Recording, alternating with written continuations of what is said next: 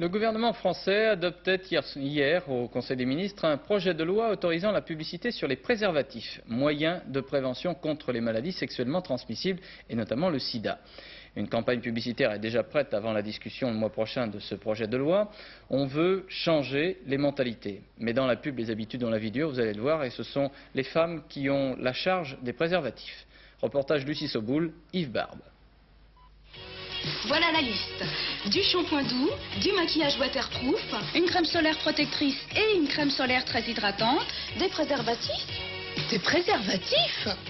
Oui, des préservatifs. Tiens, regarde. 3 amis qui partent en vacances. Indispensable à emporter, les préservatifs. C'est l'un des exemples présentés dans ces clips, réalisés par l'association AID, qui lutte contre le sida.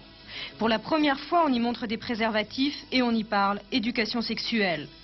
Jusqu'ici, la publicité pour les préservatifs était interdite car assimilée à la propagande antinataliste.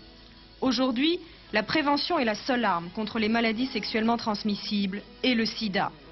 L'information du public sur les préservatifs était devenue nécessaire. Les informer, ça veut dire quoi?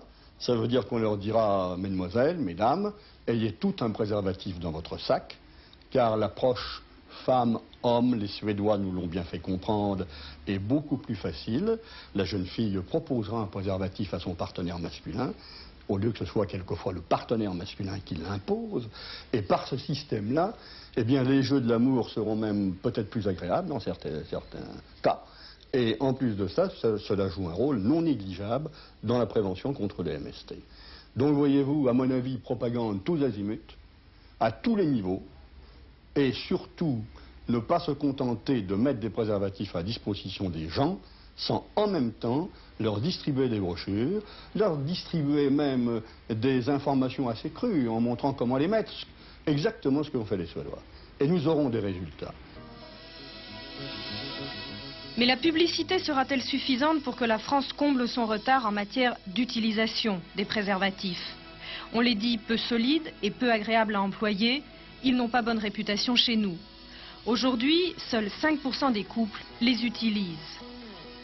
Toute une campagne d'information reste à mettre en place pour convaincre les Français que les préservatifs, ce n'est pas ringard et qu'il est plus prudent de ne pas se comporter comme des autruches.